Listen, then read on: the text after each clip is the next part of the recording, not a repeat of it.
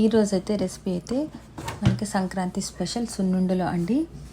మనకి సంక్రాంతి అంటేనే different varieties అరిసెలు సున్నుండలు అయితే చేసుకుంటూ ఉంటాం కదా. సో నేను కూడా మీకు బెస్ట్ టిప్ ఏంటంటే ఈ సున్నుండల పౌడర్ మనం స్టోరేజ్ కూడా 1 year వరకు పాడవకుండా ఏ విధంగా చేసి పెట్టుకోవాలో అనేది కూడా నేను ఈ వీడియోలో మీకు చూపిస్తాను. సో స్కిప్ చేయకుండా పూర్తిగా చూస్తే మీకు అర్థమవుతుంది. సో ఫస్ట్ అయితే నేను మినపప్పుని ఈ విధంగా డ్రై రోస్ట్ చేస్తున్నానండి. మీరు క్వాంటిటీ అనేది మనం డ్రై రోస్ట్ చేసి పౌడర్ చేశాక కొలుసుకోవచ్చు. సో అందుకే నేను మెజర్ చేయలేదు. అగైన్ నెయ్యి కూడా ఫ్రెష్గా అయితే రెడీ పెట్టుకున్నాను. సో ఇప్పుడైతే నేను దీన్ని డ్రై రోస్ట్ చేస్తున్నానండి. మీడియం ఫ్లేమ్లో చేసుకోవాలి.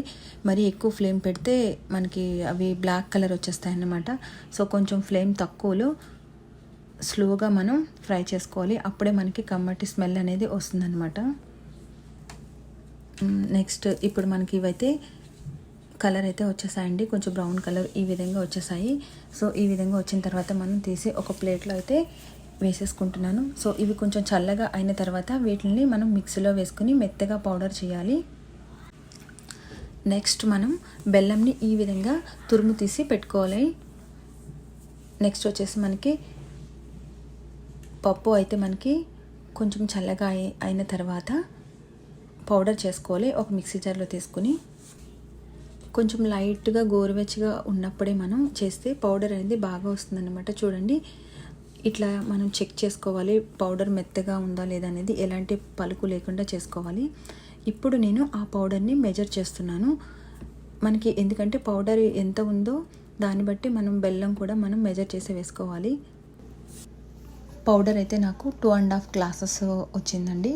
సో మనకి 1 glass పౌడర్కి 3/4 వేసుకోవచ్చు. కావాలంటే ఫుల్ గ్లాస్ కూడా వేసుకోవచ్చు. నేనైతే ఈక్వల్గా అయితే బెల్లం వేసేస్తున్నాను.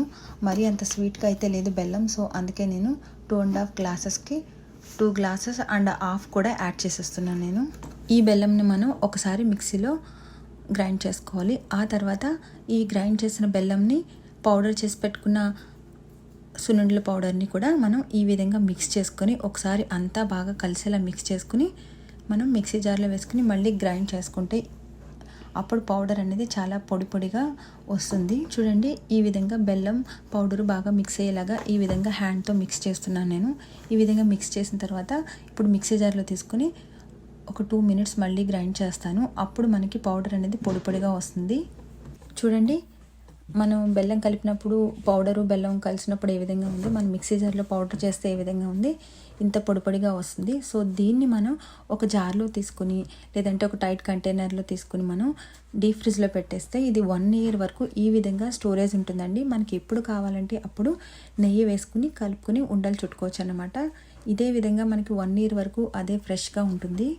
సో మీరు కూడా ఈ విధంగా బెల్లం సున్నుండల పౌడరు ఈ విధంగా మిక్సీ జార్లో వేసుకొని మనం ఈజీగా మనం స్టోరేజ్ చేసుకునే పౌడర్ అయితే రెడీ చేసేసుకోవచ్చు. ఇప్పుడైతే నేను నెక్స్ట్ గీ ఆల్రెడీ రెడీ చేసి పెట్టుకున్నాను కదా. సో ఆ గీ వేసుకుని సున్నుండలు అయితే చుట్టేస్తాను. ఇప్పుడు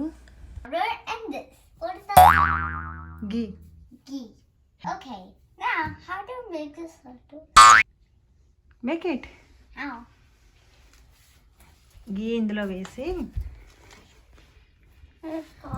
నాకు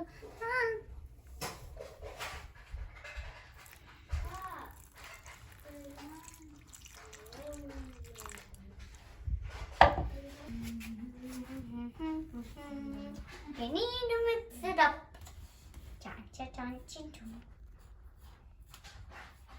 So much. Oh, this is my mommy and my sister doing some laddus. That's ghee. That's the laddu pindi. That's where they make it again. This is my mom. This is again. I'm telling the overview. అయిపోయింది. ఈ పైన powder అయిపోయింది. మళ్ళీ వేస్తావు కదా. మళ్ళీ guys, look. There's no my mom. There's no cautious laddus.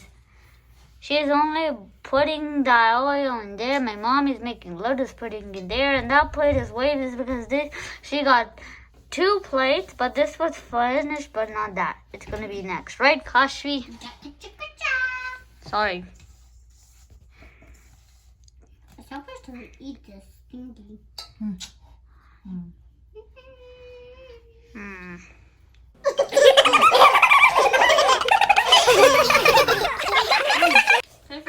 Laddus ready. Yummy, yummy, yummy.